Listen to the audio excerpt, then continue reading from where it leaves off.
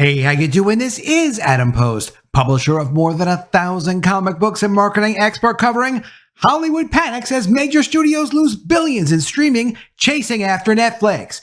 Let's get into the story. Before we do, please be sure you are subscribed to the channel. Click the bell for notifications. Give me a thumbs up. I really appreciate you guys. Coming from the Hollywood Reporter's Streaming Profit Report, a year spent chasing Netflix. A streaming promised land has not been reached by Hollywood powerhouses. Hollywood studios loved the idea of what Netflix was doing, selling their product directly to consumers, generating regular monthly subscriber revenue, and Wall Street encouraged them to try to do this. There really hasn't been any company that's been successful in doing this. The one company that's come closest to doing this is Warner Brothers Discovery.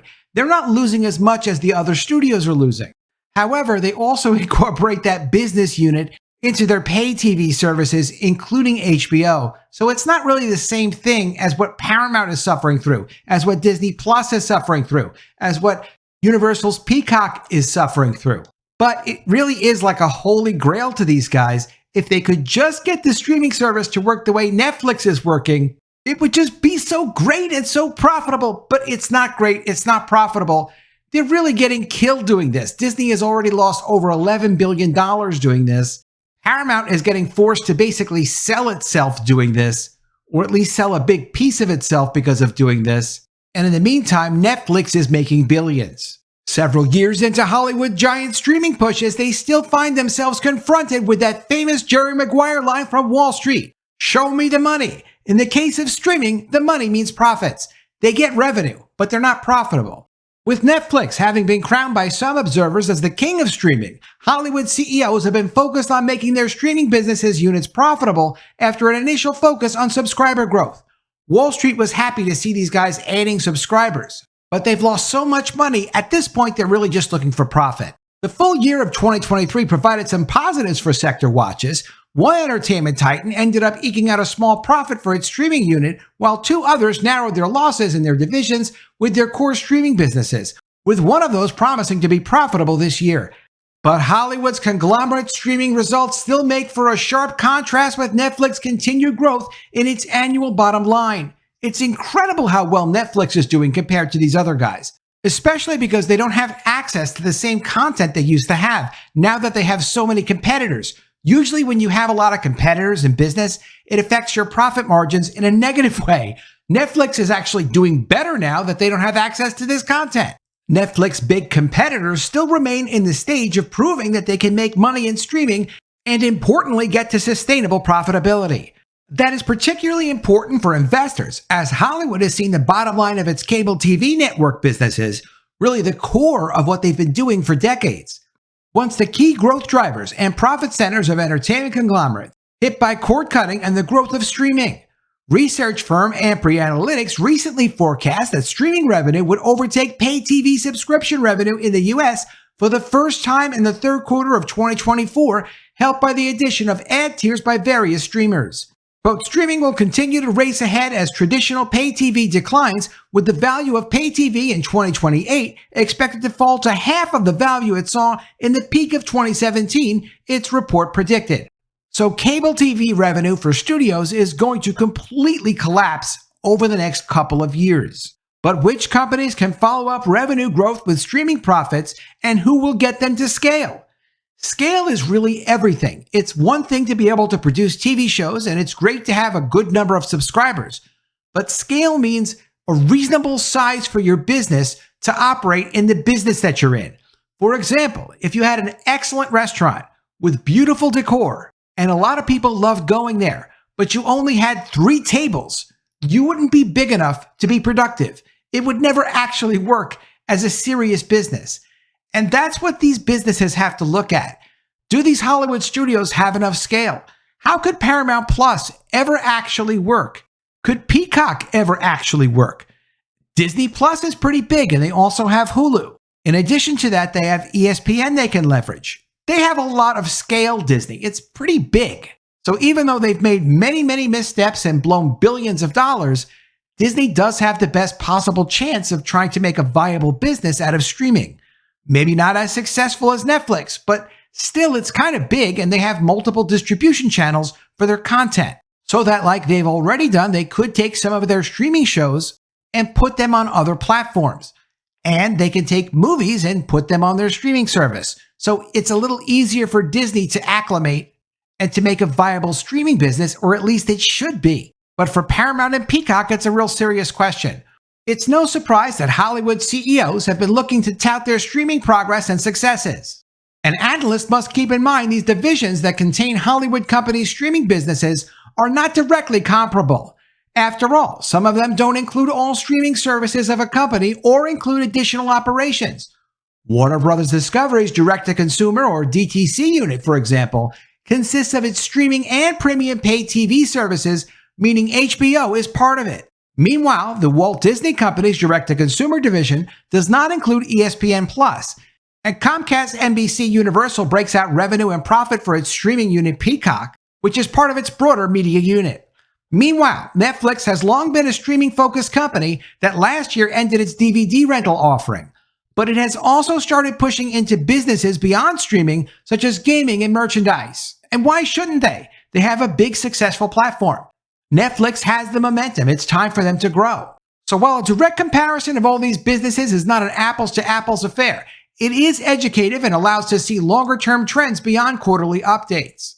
Keep in mind that Disney's fiscal year runs through the fall, while The Hollywood Reporter calculated direct-to-consumer results for the calendar year 2023 to focus on a comparable period. With all of that out of the way, let's look at the numbers for Hollywood giant streaming businesses in 2023. Netflix's operating margin climbed from 18 to 21%, and its profit jumped by 25%.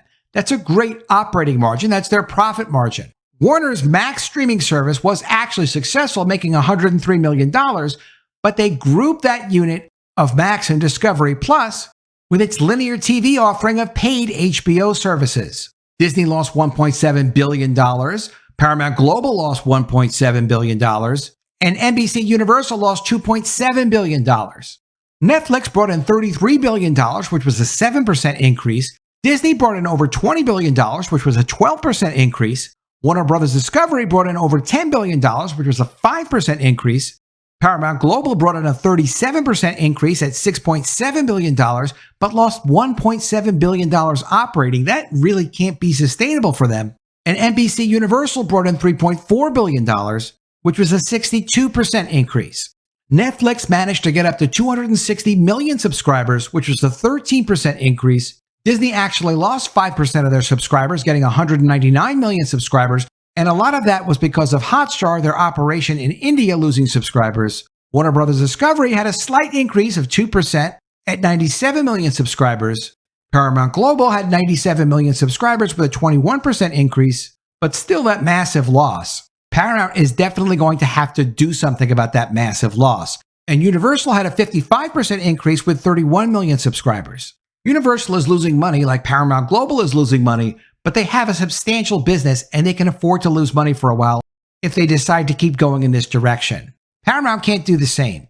Netflix kept growing its full-year revenue primarily due to the 8% growth in average paying memberships, partially offset by a 1% decrease in average monthly revenue per paying membership. With its full-year operating expenses only rising 3% in 2023 compared with a 7% revenue increase, Netflix's operating margin climbed from 18% to 21%, and its profit jumped up 25%.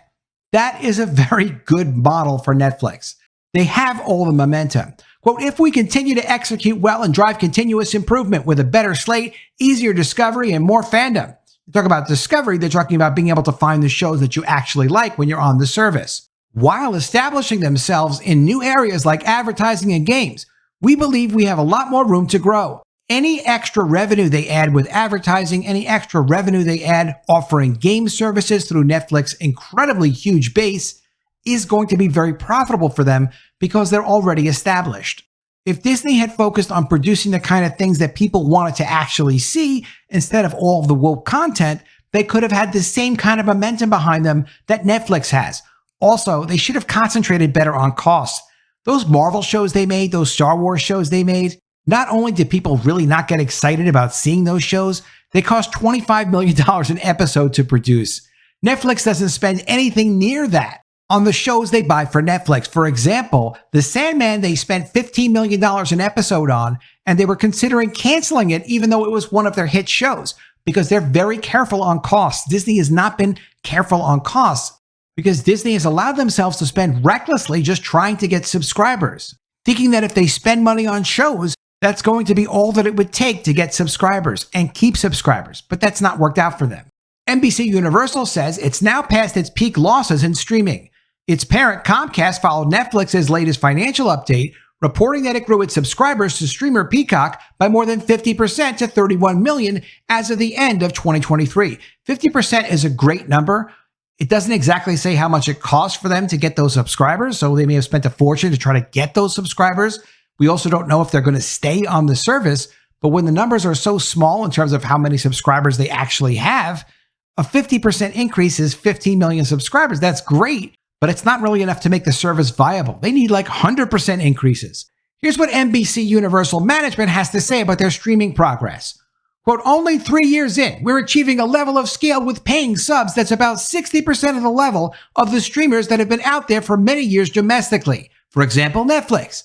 And we're holding a very strong average revenue per user at $10 per subscriber, Kavanaugh said. Leveling off a little bit of the growth rate of programming spend as we get to this level is clearly part of the improvement in Peacock losses standalone. That's them considering Peacock as a standalone separate business from the rest of NBC Universal. That will be a factor as we see continued strong growth on the revenue side, given the higher level of subs and expected further growth.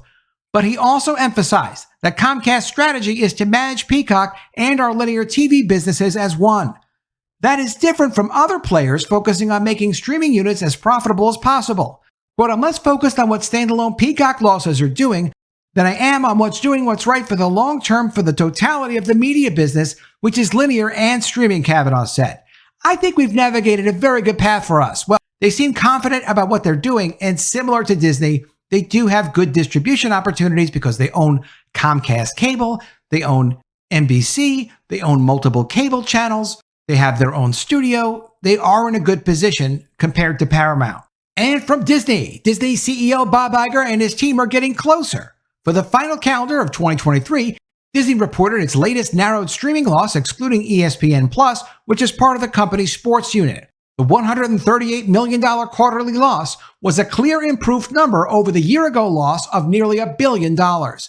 And for the full calendar year of 2023, the company cut its streaming losses by more than half. Disney nearly lost control of their board of directors because Nelson Peltz almost made it onto their board. Disney won, but the narrative is out there. Disney deliberately ruined their business, damaged their business, cost maybe $100 billion or more to stockholders because they decided they had to push a progressive agenda with their content. Bob Iger has said, we're no longer going to do that. We're going to focus on entertainment first. We're not going to focus on messaging. That's not true. You know you can't trust Bob Iger. And if you could have trusted Bob Iger, he never would have done this without at least getting feedback from shareholders saying, hey, do you think it's a good idea that we should damage our brands, damage all of our franchises so that we can push a political agenda and try to normalize things that are really just not normal by pushing it out through their films and TV shows? They never went to shareholders to do that. They never gave an opportunity for shareholders to vote on something like that. So they're not trustworthy. Disney is a big business. They do take in a lot of revenue from a lot of different places. They have control over how they report their expenses. While their stock might not go up, it doesn't look like they're going out of business. On their most recent earnings call, Disney CEO Bob Iger reiterated his goal of making the streaming unit profitable by the fourth quarter of Disney's current fiscal year. That's the third quarter of calendar year 2024. Quote, in 2019, Disney Plus launched with nearly 500 films and 7,500 episodes of television from across the worlds of Disney. 3 years later, its meteoric rise is considered one of the most successful rollouts in the history of the media business. Now it's time for another transformation, one that rationalizes our enviable streaming business and puts it on a path to sustained growth and profitability. Calling this his number one priority, Iger concluded, we are focused on the success of our streaming business and the return it generates for our shareholders long into the future. And from Warner Bros. Discovery, it wasn't much, but it was a profit. Late in the latest earnings season, Warner Bros. Discovery touted the turnaround in its streaming unit which includes HBO in addition to streamer Max. Despite a slight loss in the fourth quarter, it became the first Hollywood conglomerate to turn a profit for the unit housing its streaming business for a full year, albeit a small one. Warner Bros. Discovery's 2023 profit of $103 million for its direct-to-consumer division compared with a loss of nearly $2.1 billion in 2022, quote, driven by growth across all revenue streams as well as more efficient marketing spend and lower content expense. Warner Bros. Discovery is a great business. However, it did spend too much, meaning that it took on a tremendous amount of debt to acquire Warner Brothers. The market value was equivalent to what they were paying, but the value of the studio changed over time. Also, interest rates on borrowing have gone up astronomically, and taking on all the debt that they paid to pay that higher price puts them in a position where they're going to be struggling for years until interest rates come down or some other major breakthrough happens. Warner Bros. Discovery doesn't have the scale that Disney has. They don't have the theme park business that Disney has. Warner Bros. Discovery has excellent managers that really know how to cut costs and don't mind having to do layoffs when it makes sense for them, but they definitely do have a difficult road ahead of them. Paramount Global is in the worst shape of all of them. Paramount Global is asking investors for patience and a bit more time when it comes to streaming profits. It's been the topic of much deal chatter as of late, but management emphasized its focus on making money, including from the company's streaming business, touting that streaming investment peaked ahead of plan. So they're not going to spend as much money as they have been spending on streaming, but still it's a lot of losses for a company to absorb. Paramount doesn't really have that kind of cash, and it's hard to borrow money now. All in all, Paramount's streaming loss for 2023 narrowed slightly, while its streaming revenue jumped by more than 35%, led by a 46% subscription gain, helped by a price increase and 17% ad growth. The company announced strong growth in engagement and revenue and improved operational efficiency. It's great that people like the product, but it's just not going to get to scale. That's the problem they have. Many on Wall Street remain cautious on Paramount. Swinburne, in a recent note to investors, addressed chatter about possible consolidation or asset sales. Quote, this speculation has not and does not shift our view that the risk skews to the downside on Paramount shares at current levels, he said. That means he expects Paramount shares to go down. Quote, there are no easy fixes to the secular trends that traditional TV businesses face or to rapidly drive streaming profitability. It's because Paramount is just too small. Warner Bros. Discovery might also be too small. They manage it really well, but they have so much debt. It's hard for them to leverage what they do really well, which is consolidating operations and figuring out how to cut costs and drive revenue, but you can only manipulate so much with a smaller scale. That's why Netflix is killing everyone, because they have the scale. It's a big business. Disney Plus, if they could just start focusing their content on things that people actually want to see, could also be successful. But the sooner they get Bob Iger out of there so they can get people in there to actually focus on what people want, the better. Let me know what you think of all this in the comments below. Always love to see your ideas. Please be sure you are subscribed to the channel. Click the bell for notifications. Give me a thumbs up, and I'll see you again soon with another story. And if I don't see you, I will miss you.